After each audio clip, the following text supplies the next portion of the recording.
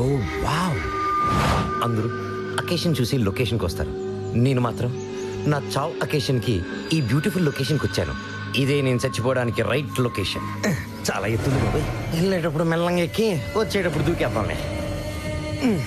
ఈ సిగరెట్లు తాగడం ఏంటో, ఈ అలసిపోవడం ఏంటో. ఎవడో స్వామి ఎక్క కొద్ది వస్తూనే ఉంది. చేతిలో స్నాక్స్, ఇక్కడ స్నేక్స్. బాబాయ్ ఇక్కడ ఉన్న యానిమల్స్ నన్ను తినేవు కదా. అవును చీ, అయినా నువ్వు చచ్చిపోవడానికి వెళ్తున్నావు, ఈ స్నేక్స్కి వీటికి భయపడుతున్నావు ఏంట్రా? సూలం.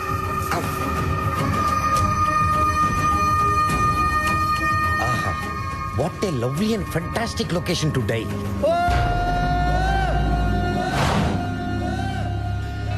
నా స్టోరీకి ఉన్న డెప్త్కి ఏమాత్రం డెప్త్ ఉండాలే. Sips drinks fantastic.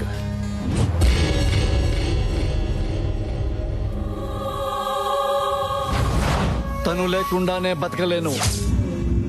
నేను చచ్చిపోవటానికి ఇదే కరెక్ట్ ప్లేస్. ఆహా, దీనిలో నుంచి క్వార్టరు ఈ వాటర్లోకి వెళ్తుంది, ఈ వాటరు నాలోకి వెళ్తుంది, నేను కిందకి వెళ్తాను, ఆ తర్వాత మళ్ళీ పైకి వెళ్తాను. ఓ what a strategy గాడ్జీ.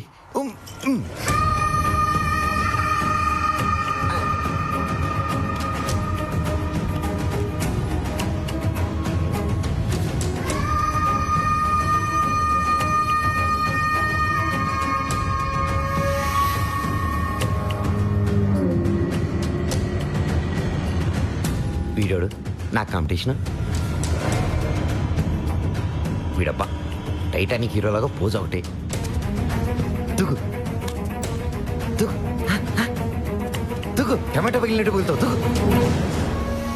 దుగు.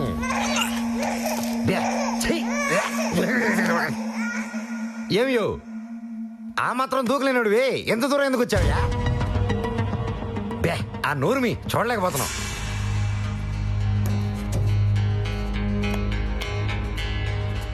Excuse me, can I use your water? చచ్చిపోయే ముందు కూడా ఇంగ్లీషా? నీ మాతృభాష ఏందే? తెలుగు రాజా. కనీసం చచ్చిపోయే ముందైనా మన భాషను గౌరవించండి అయ్యా. దయచేసి మంచినీళ్ళు తాగొచ్చా అండి? అయ్య బాబాయ్ ఎటకరం ఇందా. ఏ కొంచెం మెల్లగా తాగవయ్యా బాబు, నాకు పెద్ద లాంగ్ జర్నీ ఉంది, నాకు కొంచెం కావాలి. Please please. సరే తాగు. ఏంటి హార్ట్ శివమని డ్రమ్స్ లాగా దబ్ దబ్ దబ్ దబ్ అని కొట్టుకుంటుందా? అవును రాజా. చచ్చిపోవడానికి ఈజీ కదమ్మా, అది ఒక ఆర్ట్, దానికి హార్ట్ కావాలి. ఎంతకీ నీ సాడ్ స్టోరీ ఏంటో? నా పేరు వెంకటరత్నం, బీటెక్ గ్రాడ్యుయేట్ సార్. నేను ఏది ఈ వయసులోనా? Software employee sir. నేను చెప్పు. నేను ఒక సాఫ్ట్వేర్ కంపెనీలో జాబ్ చేస్తున్నాను. అప్పుడు నా లైఫ్ చాలా బాగుండేదండి. నెలకి 30,000 జీతం, భవిష్యత్తు గురించి ఎన్నో కలలు. ఆ టైంలోనే శ్వేత అనే అమ్మాయి మా ఆఫీస్లో జాయిన్ అయింది. Excuse me sir. Hey Venkat, come on in. Venkat, Sir. She's Shweta, a new employee. Venkat. Hi. ఏమైంది ఈ వేళ ఎదలో ఈ సందడేల మిల మిల మిల మేఘమాల చిటపట చినుకేయు వేళ చెలి కులు కులు చూడ. Venkat, sir, what happened? లక్కీగా పడిందో సింక్ అయి పడిందో నా పక్క సీట్ లో తను పడింది. లవ్ ఎట్ ఫస్ట్ సైట్ లో నేను పడ్డాను. అక్కడి నుంచి నీ డబ్బుకి షేవింగ్ మొదలై ఉంటుంది. ఎగ్జాక్ట్లీ. నీకెలా తెలిసింది రాజా? టైం పాస్ కోసం లవ్ చేసే ప్రతి ఒక్కరిది ఇదే పరిస్థితి. నువ్వు చెప్పు. పగలంతా సాయంత్రం కోసం, సాయంత్రం అంతా అమ్మాయి కోసం ఆఫీస్ బయట వెయిట్ చేసేవండి రాజా. హాయ్ శ్వేత. ఇలా జరుగుతుండగా ఒకరోజు నేను ఆఫీసు నుంచి లేటుగా బయటకు వచ్చేసరికి బాయ్ Bye.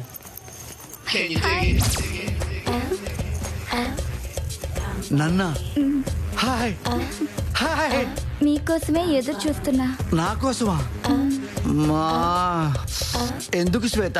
ఊరికే నిన్ను చూడాలనిపించి. ఆకాశ దేశాన ఆషాఢ మాసాన మెరిసేటి ఓ అవును, మీరు హెల్మెట్ వాడతారా? హెల్మెట్ ఎప్పుడూ నా సంకలోనే ఉంటుంది. చాలా సేఫ్టీ కదా, అందుకే దీన్ని వదిలిపెట్టను. ఓ సరే, బాయ్. బాయ్. నువ్వు చెప్పిన దాన్ని బట్టి నాకు ఒకటి అర్థమైంది. ఆ అమ్మాయి గుడి లోపల ఉన్న గులాబీ పూలాగుంటుంది, నువ్వు గుడి బయట ఉన్న గన్నేరు పూలాగుంటావు. అది సరే గానీ నాకు ఒక డౌట్. నీ లవ్ స్టోరీలో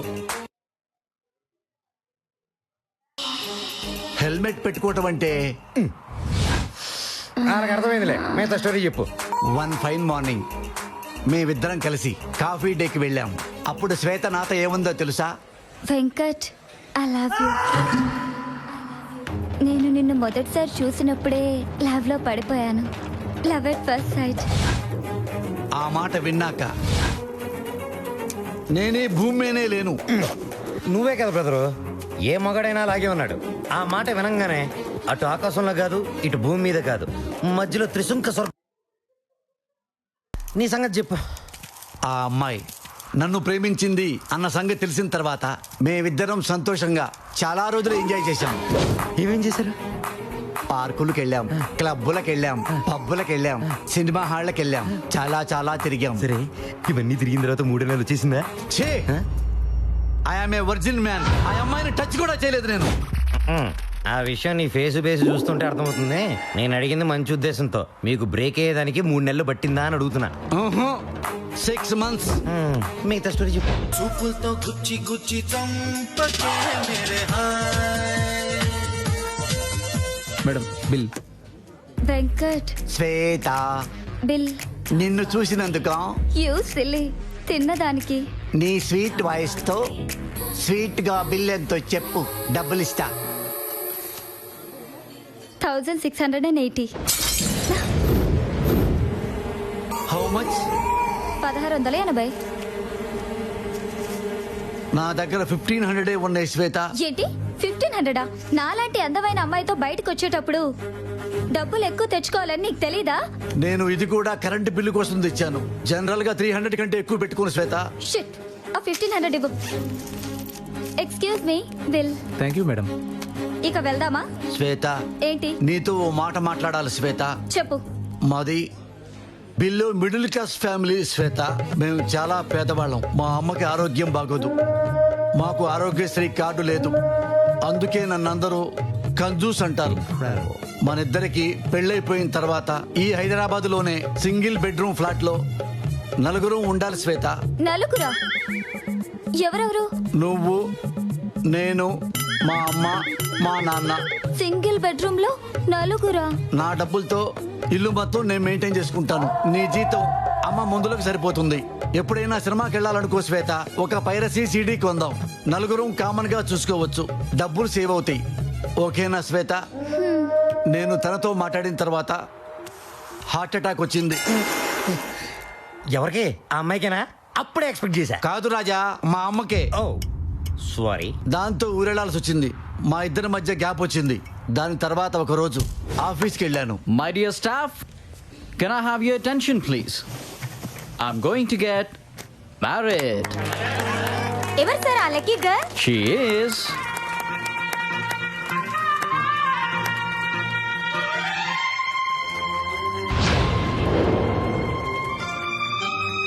రాలిపోయే పువ్వా నీకు రాగాలెందుకే, తోటమాలిని నీ తోడు లేడులే, వాలిపోయే పొద్దా నీకు వర్ణాలెందుకే. వెంకట్, బాధపడుతున్నావా? యాక్చువల్ గా నువ్వు నాకు థ్యాంక్స్ చెప్పాలి.